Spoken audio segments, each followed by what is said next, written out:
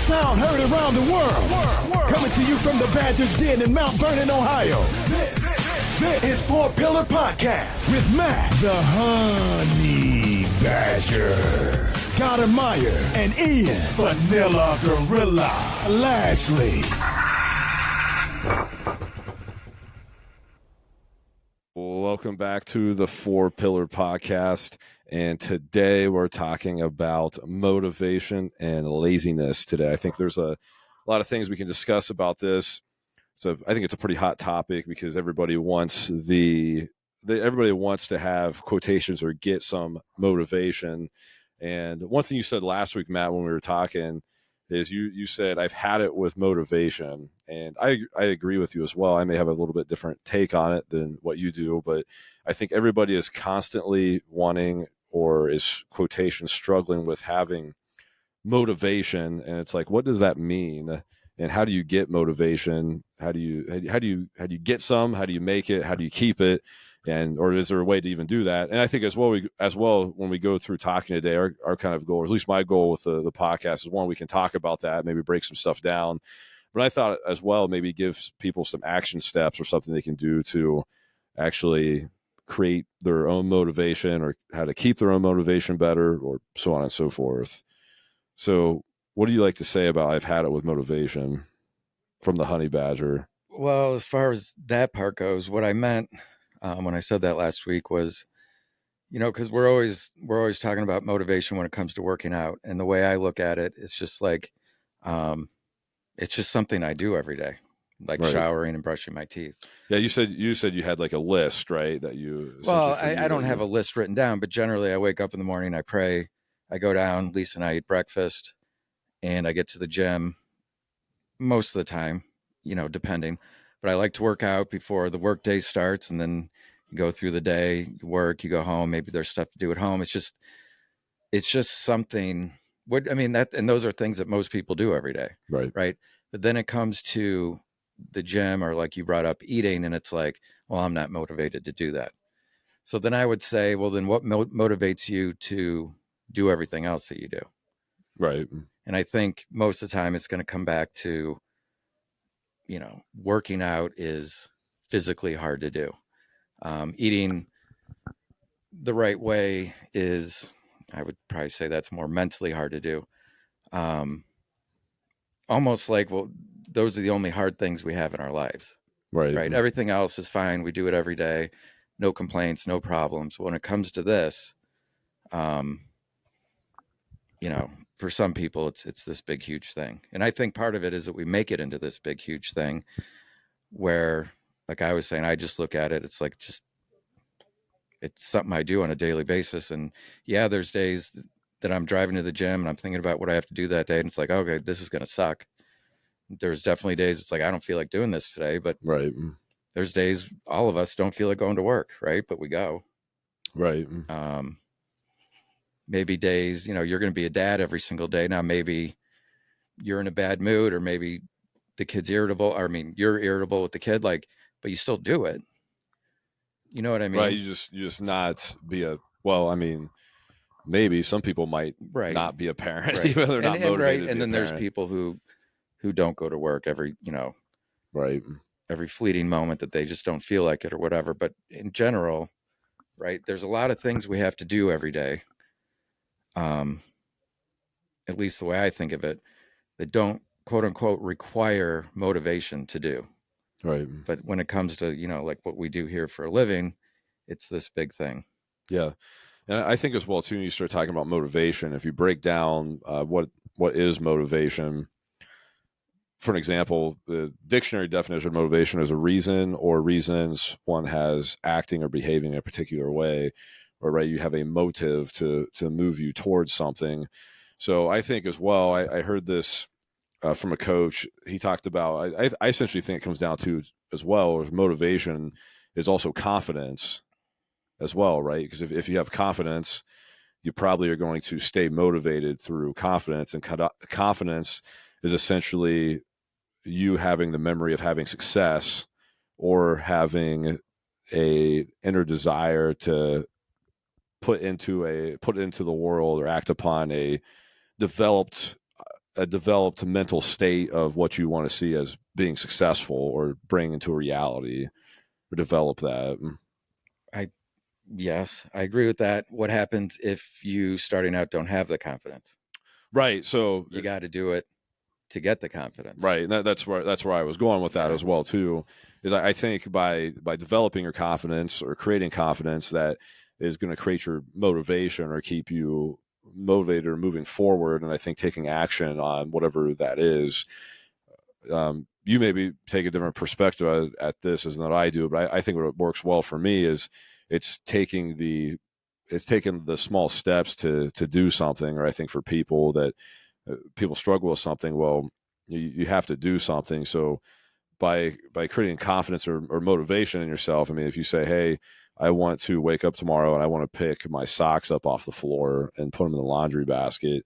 If you wake up and do that, that essentially is creating confidence in yourself because you're doing a task that you're completing that you told yourself you're going to do, and you complete it to its fullest and you're done with it. Now that's a very minority task. But it's the whole make your bed in the morning thing. Right. Not the most important thing in the world, but first thing you've done is accomplish something. That's a Jordan Peterson thing, right? The making your bed. Yeah, and Admiral or maybe it's a common. Yeah, I forget. It's the one Admiral from the Navy has a book on it. Make your bed. I can't remember his name. Really good book though. If you want a good book to read about just make your bed, is the title of it. Yeah, and like when we meet with people who come in the gym and they're signing up for personal training, or well, let's just stick with that. Like they'll say, I hate the way I look in the mirror, and I can walk up a flight of stairs without being out of breath, but I'm just not motivated to do anything about it. Like you've heard that 100 times, absolutely. Right? That's the motivation right there. You hate the way you look and you can't walk upstairs. But there's this thing, right? And I know I mentioned this last week and it's kind of ridiculous, but like, it's like this, you're listening to the Rocky IV soundtrack. Like you have to have that. You have to have that motivational quote framed on your wall to get you out of bed. You have to listen to a David Goggins speech. Like, I mean, if that helps you, then it helps you. Right. But the motivation is exactly what you told me that brought you in. Right. Do this stuff and maybe like the way you look and get up a flight of stairs just fine, or do nothing and, still. Well, what's interesting about that as well, do you think this plays a factor into it that people may not know what to do, so that doesn't give them motivation to do something? I mean, that seems maybe pretty simple on our part, right? But for example, if someone wants to lose weight and obviously they know that, like, right, they could walk, right? Or they need to eat good or eat healthy. But I mean, do you think, and I mean, you could go from not just saying fitness, but a bunch of other stuff in life, good finances, whatever. But I mean, could there be a lack of motivation because there's lack of knowledge, which gives you essentially a lack of action to maybe do something, or makes it maybe harder? Not so they could still do something, but Right. And I feel like I've kind of changed the way I feel about that, because maybe this has always been a part of my life. I look at it and I go, this isn't that hard. You know what I mean? right, But for some people it can be. And I think that's why, that's why personal training kind of exists. right. Right. So you're going to someone who knows what they're doing and knows. I hear a lot, oh, I just kind of wander in and I go to this machine and I want to go to that one, but someone's on it. So I kind of wander over there and I don't really know what I'm doing. I'm just, okay, fine. We can help you with that. But the whole thing of motivation, like you still got to walk in the door. Oh, absolutely. And you got to do those reps and it's got to have the right intensity and you got to have the right mindset and all that stuff. And I think, it's not the knowledge. I mean, it can be, I definitely think it can be, but there's this, well, maybe not even knowledge, but I guess you don't have to have a bunch of knowledge working out, because you could literally maybe an action plan or something specifically. Like, I'm really big on knowing exactly, I'm going from essentially A to B, or I have like my goals or what I want to do. So maybe if someone doesn't have a workout program planned, or they in their mind or a notebook or whatever, right? They don't know, like, I'm going to go in and do 5 minutes of cardio, do like these 4 exercises and do 5 more minutes of cardio and I'm done, right? So maybe they don't have a plan put together or something that they know they're going to do. and that creates a lack of motivation. And I like what you said as well too. I mean, I do this. If you put it in your calendar, I mean, it works really well for me. I mean, I'm not perfect, obviously, but I mean, it definitely helps me to where when I do my schedule on Sundays and I have something scheduled on, Monday at this time, right? It's not really an option, right? It's not an option for me to do that item or that to go work out. It's on my schedule. That's like what I'm doing, and that registers. I think it's an internal like subconscious kind of thing for some people that really lights their brain up to Right. have that. I'm glad you brought that up because like I have the same kind of, I do my schedule and then there's just things that don't fit in the schedule, but I want to get done that day Right. or need to get done that day. And maybe some of them have something to do with work. Maybe some of them have to do with the house, family, whatever. Things like working out, taking a shower, brushing my teeth, being a good husband, being a good father, going to like certain things don't make that list. I don't literally, inhale, exhale, inhale, All right. right? But there's things on this list that I'm not excited about doing. I don't necessarily want to do, Yeah. right? And this is another way I look at it. But we're adults, Right. right? So it needs to get done and you're just going to do it, right? Sometimes, I'll say to my kids, or like, I'll tell them to do something. They're like, I don't feel like doing that. And I said, I didn't ask you if you felt like doing it, right? There's so much now in our culture that it's just about, well, do I feel like doing this or not? Do I want to do this or not? Like you came in here for a reason. You wanted to lose weight. You wanted to get stronger. You wanted to get in better shape. And then after you put down all that money and made a schedule with the PT, you're still going to go with this. Well, do I feel like doing it today or not? Right. When it's just like, I kind of think adults just do what they have to do. And that's the end of it. You know what I mean? It's not about, do I just want to go home after work and lay on the couch today? Like you can do that when you get home. You can do that on the weekends, I mean, life, there's a lot of doing things we don't want to do in life. Yeah, I think something that helped me that I had to do, because I read this a lot about like a lot of the successful people doing it, or just people that, just I don't know, I study a lot of people. I like to look up what other people are doing. I don't want to reinvent the wheel. I just kind of copy what a lot of other people do. What I mean by that is just habits to whatever. So one thing I can't remember who I think maybe we got this first from Chad House, but I mean basically if anybody tells you to do this, it's like a life coach or whatever that I did. So you said, for example, like you didn't write down. Well, I'm not like this crazy, right? I don't write down that I need to exhale and inhale. And I mean, right, but.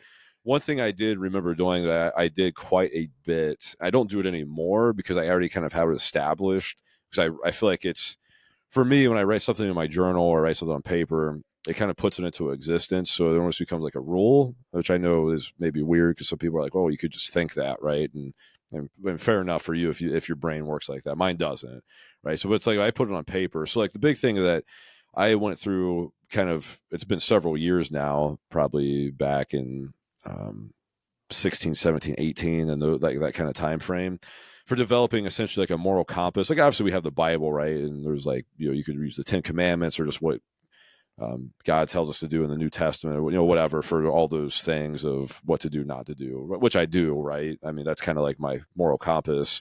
But I kind of wrote down essentially of like what I want to do essentially, or kind of how I process things or my brain thinks. What I mean by that is, so like the four pillars, we called the podcast the 4-Pillar Podcast. And so what I actually got that from was my wife and I went to a marriage seminar, probably 2017, 2018.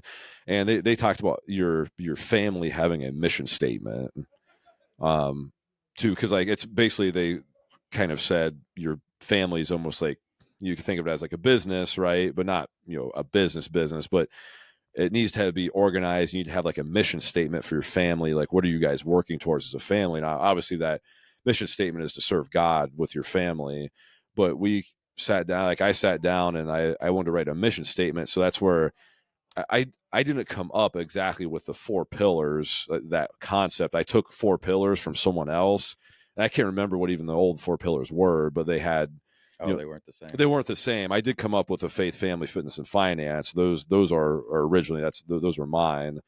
But the whole 4-pillar concept came from, I can't remember who I got it from. If I went back to my journals, I could probably find it. And he actually had 3 pillars. It was like something like health. It was like a mind, body, spirit kind of thing. Is something along those lines. That basically it was like, oh, your finances, your family, and then your health and wellness, mental state, all that stuff. It kind of left out kind of like the God thing or whatever, and that's what kind of bothered me. So that's where I came up with. Kelly and I were kind of brainstorming. And I was like, oh, well, there's like faith and that. And I was like, well, what's that? What else is important? Our relationships, your kids. Well, what is that family? I'm like, well, wait a second here. Can I put like, an algorithm? And that's where I kind of eventually got where I wrote like the giant list of words on a paper, and I came to circling like faith, family, fitness, and finance. And I was like, oh, then he has the 3 pillars. I'm going to do the 4 pillars and call it faith, family, fitness, and finance. But anyway, I literally like wrote down in my journal several times, like faith, family, fitness, and faith, family, fitness, and finance, and like what do each of those things mean, like to me, and like how I'm going to live my life with them, essentially. And for example, the gym's code of conduct, something else that essentially I drew this from a book, but essentially I think reflects everything God tells us to do in the Bible, in the New Testament. And it's to have courage, humility, sacrifice, integrity, compassion, perseverance, duty, hope, humor, and forgiveness. And that's essentially, I like literally wrote those things down in my journal, like over and over again. Things are on the walls. Yeah, they're on the walls of the gym right now as well too. But I don't really do that anymore because I have them kind of like they're implanted into me, and that's just how I drive myself. But I mean, when I first got started, though, or kind of was first thinking about, it came to a big reflection of motivation for myself to do the things I need to do. It's like, what do those things need to be, and how I'm going to uphold myself. And I had to write those things down like over and over again, so they kind of were cemented into having my compass pointed in the correct direction. Right, and if you think, I just thought about this now. We don't write anything down on our to-do list that we're going to do anyways. Right? Yeah. Everything on a to-do list is things, one, that aren't a day-to-day function of your life, and two, they're going to be a lot of times be things, one, that you can't forget, but two, that you might not want to do. Right. Like I said, I don't know if on your list, and now I know, knowing you might have a time when you're going to work out. Right. But if you just wrote a flat to-do list, you wouldn't write lift weights. Right. You're going to do that. We could actually probably do a whole episode on time management. My wife thinks I'm absolutely insane, by the way, because I literally like I get super hyper focused on stuff, and I want to be super efficient. So like, I mean, I did a ton of research into time management stuff, like too much, like I spent like weeks and weeks of just like I'd watch YouTube videos to reading books to everything, like what is the most efficient way to manage schedule, to-do list, and everything. And I'm probably a little insane about that. But I mean, I think, I didn't come up with this. I think there's nothing more valuable in life than time. Absolutely. And I hate just the idea of time being wasted. Now, I don't break my days down by hours or 15-minute increments, but just the idea of just letting life, right, just while you're doing nothing or screwing around or whatever. Like, I don't mean going out and doing something fun. That's important. But just time not spent the right way. Right. You know what I mean? So, yeah, you're right. We could do a whole. Actually, I'm gonna make a note on that. We'll do a whole thing on time management. I think that'd be good because I read a statistic. I want to say it's like 80. It's high. It's like 82% or something like that. Don't quote me on this exactly. I can't remember where it came from. I could probably Google it, but it's like 82% of people in America don't plan their schedules or have a schedule. And that's insane to think about that. Like essentially you're just like you said, right? You only have a finite amount of time, and you could be wasting or not efficiently using it. And I'm not saying like you, right? There's still time where it may be good to, just to get to talk to people or be relaxed on it or have buffer time to do some other things or talk to people. But for the most part, right, most people are just wasting a ton of time just not doing anything important. And it doesn't have to be business related either. When I say important, that could be time with your family, time with this, doing whatever. Yeah. And I'd wonder, I don't know if whatever you read back this up with anything, but why people don't. Why people don't. Yeah. And I wonder if that's because, outside of work, for the most part, people just do what they feel like doing. I think that's probably part of it. Yeah. You know what I mean? There's things we do on a day-to-day basis that might allow us to have a better afternoon. Yeah. Or a better tomorrow, or a better next week, better next year, right? Right. And when everything's just, I'll do what I feel like when I feel like doing it, that's when you see people's lives kind of crumble around them, right? Yeah, Instead of taking, whether you want to call it steps or one brick at a time, like you have to live in the moment and you also have to live for the future, right? Living for what you feel like doing is always living in the moment. Yeah.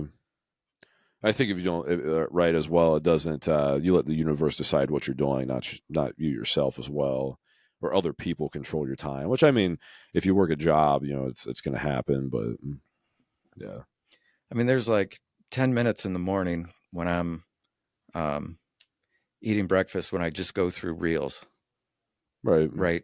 And I've gotten to the point, like, I mean, it's not a big deal. It's 10 minutes while I'm eating eggs and bacon and yogurt, whatever. It's like, that could be spent better. Like this stuff just pollutes. Like, it's just, I mean, some of it's hilarious and some of it's just garbage. Well, but with that being said, so going back to like motivation as well. So the other thing as well, the reason we kind of got into that, because one thing I can think can very well help with your motivation is planning your workouts or doing a to-do list or whatever you want to call it. Because if you put that in your schedule, like it's not a negotiable item. It's you scheduled it, so you got to do it. But I think as well, when you want to talk about motivation, do you want to talk about maybe the negative pollutants?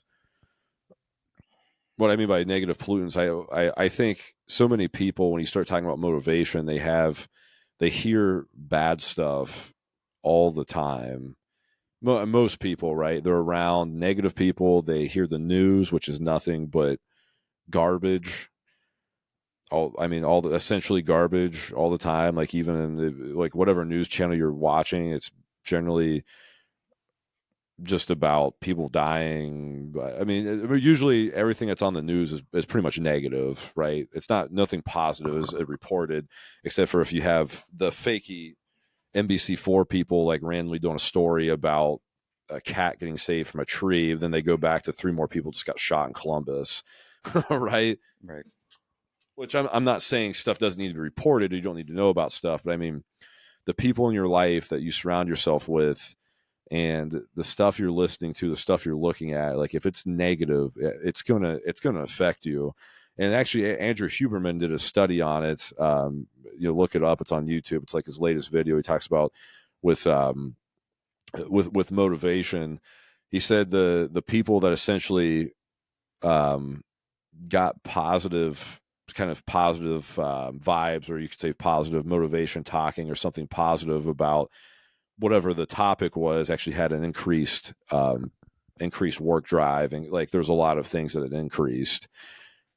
Yeah, I mean, there's a whole, I'm sure you've heard this, that your diet isn't just what you eat, it's what you listen to, it's what you read, it's what you watch, it's the people you surround yourself with. It's that's really everything good right there. that goes into you, right? Now, to a certain extent, I feel like if you can't rise above that, like if you can't watch an hour of the news and not be able to go on with your life because it's so depressing, I mean, I think we got bigger issues that's going on. There's bigger issues than that. Now, I agree that if that's all you focus on, if you're just, oh, well, the world is cruel and there's all this terrible thing, I mean, good luck to you. You know what I mean? Like there has to be something, right? And that should come from our wives and our husbands and wives and kids and coworkers, and that kind of gets you out of that, right? Now, if you're a kid growing up with parents who are just constantly telling you you're not good enough and all you do is F this up and you're a failure, that's tough to get out of, right? And you start to believe those thoughts, but you Right. still have to have it in you to be like, I'm going to like rise above this. I'm Right. not going to listen to them. I'm going to do what I know is best and get out of this situation. Or you have to redevelop that thought process, and essentially, I mean, I think going back to it, even talk about your confidence and everything as well. So you talk about that essentially. I heard another coach say this as well too. Like everybody's trying to eat away at your swagger or your swag, right? So essentially, everybody's trying to eat your confidence. I think confidence basically equates to how much motivation you have. I think anyway, or it can. Well, and the confidence part is huge. I mean, and again, you have to do things to get confidence. You don't, Right. I don't think you give it to yourself just by like positive self-talk and all this nonsense.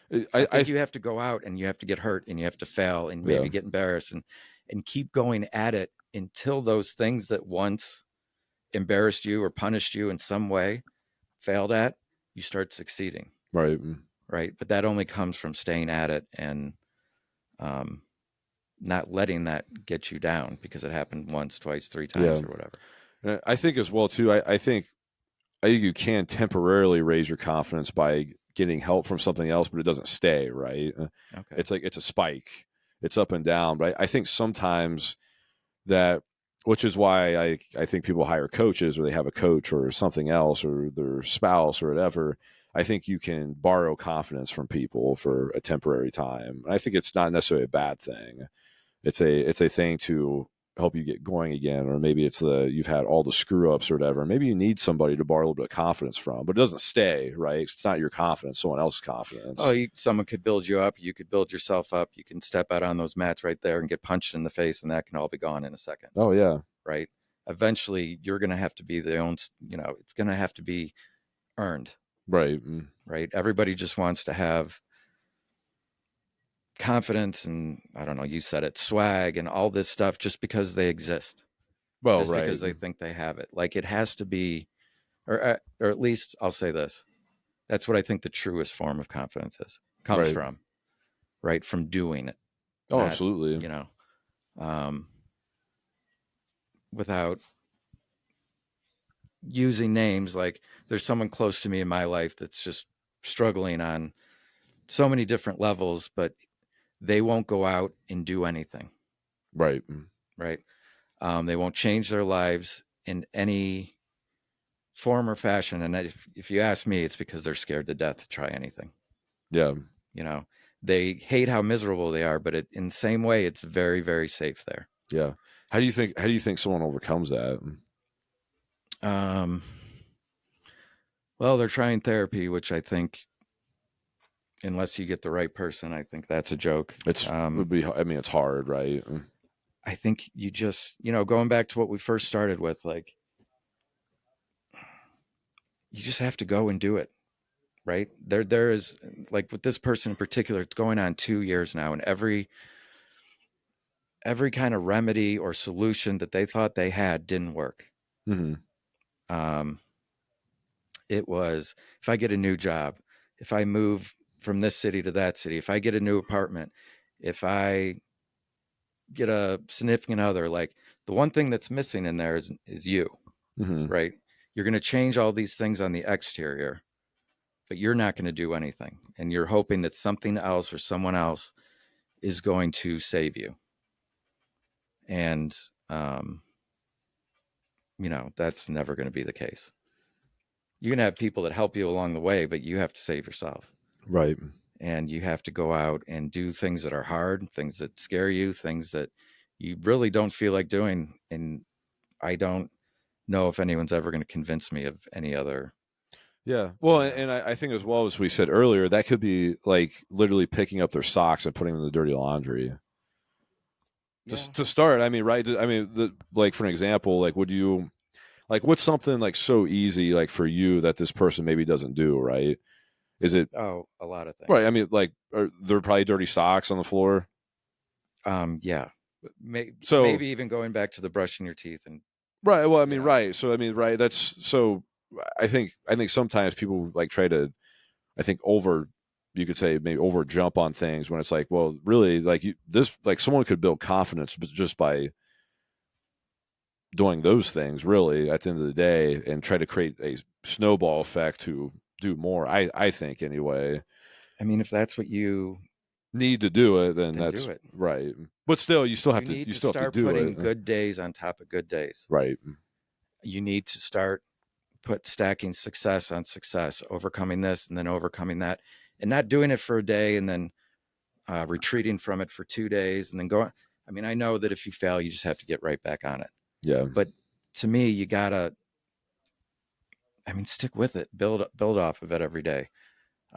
Yes, you're going to have setbacks that are self-inflicted or, otherwise, but just keep going.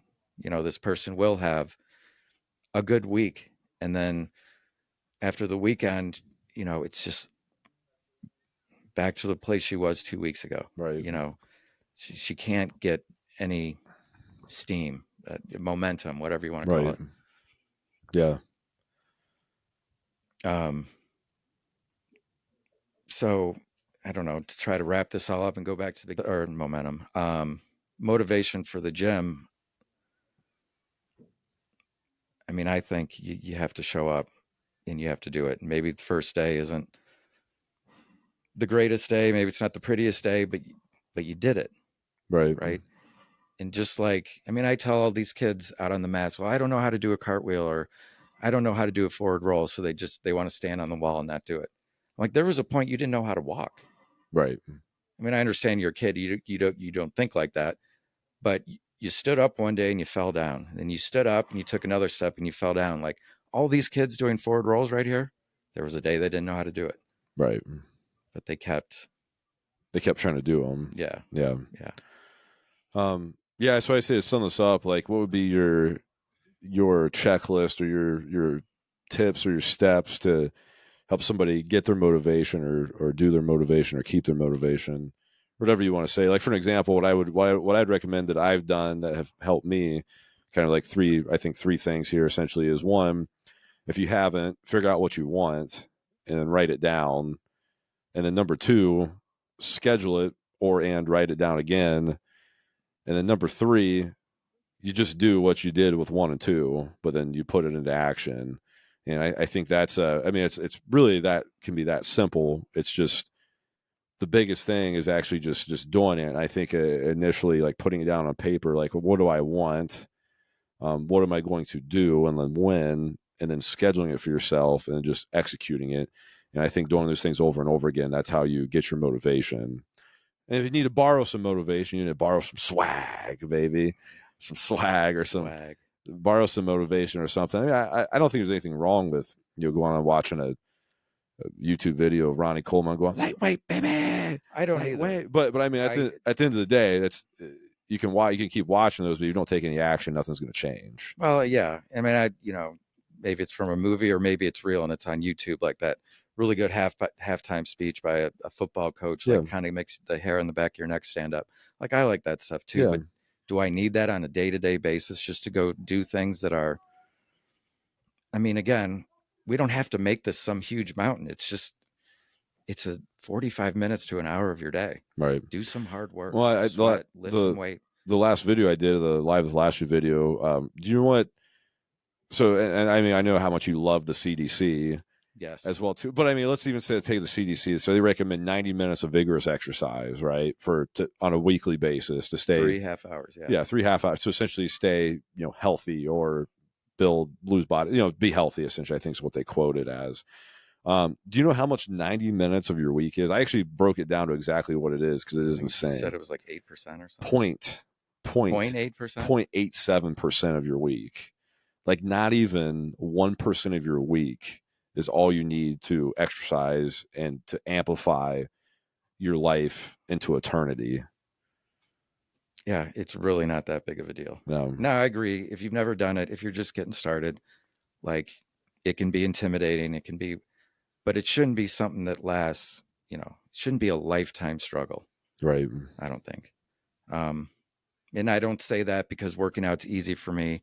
Like there are other things in my life that aren't easy for me, but I know I have to keep doing them. Right. Yeah.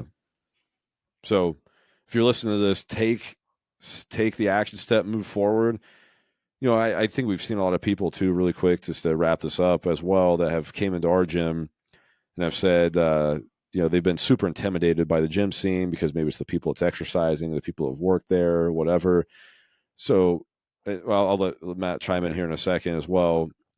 If that's the case, usually nobody is actually really cares what's going on around them, or they're just here to work out. But as far as that goes, that's something that really intimidates you. You don't even just per se as so you can better your life. You need to exercise, you need to take the steps to do something. So figure out a plan, figure out something you can do, go to different gyms, at the end of the day, right, I guess you go to 6 different gyms and they all quotations still suck to you.